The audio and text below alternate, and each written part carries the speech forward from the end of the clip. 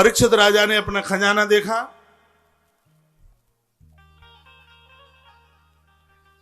तो उसमें एक बक्से में एक सोने का मुकुट मिल गया। ये वही मुकुट था जरासंध को मार करके भीम दादा इसे लेके आए। भगवान कृष्ण ने मना किया था भीम से, कहा इस मुकुट को मत ले जाओ, ये पाप की कमाई का बना हुआ है, ये पनिया ढार कर देगा। भगवान कृष्ण बोले, लेकिन लोभ की प्रवृत्ति तो गड़बड़ है ना, मुकुट सोने का था, इसलिए भीम को भी दिमाग में कुछ ऐसा आ गया और ऐसा लालच आया उस मुकुट के ऊपर के इस मुकुट ने क्या करा दिया।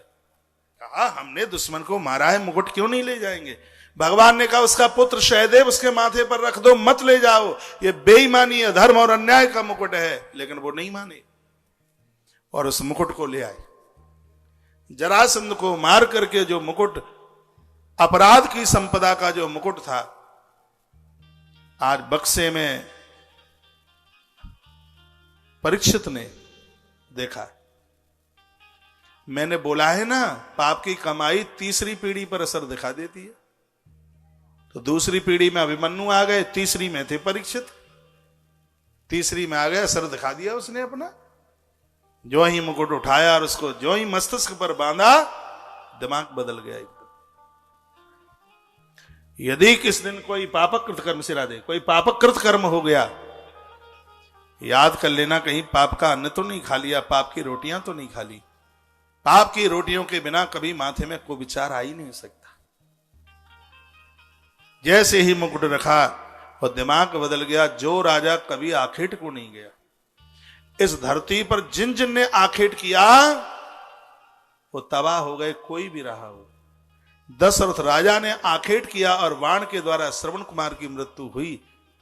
परिणाम में राम बन के लिए गए, राजा दुनिया छोड़ के चला गया।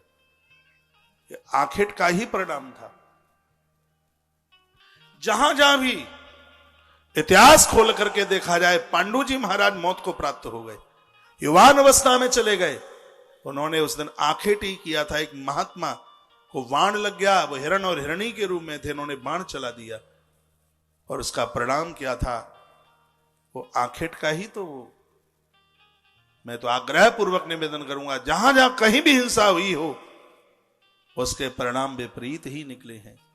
जो राजा कभी भी नहीं गया आखेट के लिए और मुकुट माथे पर रखते हो, और नारद जी ने इसको खूब समझाया था, कहा था बेटा कभी भी मृगाचारण करने के लिए मन जाना। लेकिन वो तो खोपड़िया पर कलयुग आके बैठ गया। बोल करके आए थे ना कि हिंसा में, हड़पने वाले सोने में, दूसरे के स्वर्ण में, तो वो तो सोना दूसरे का ही था। सो कलयुग बैठ गया माथे पर आके। तो वर्णन है कि एकदा धनुर्धम्य, ये कथाएं सब हमारे और आपके लिए।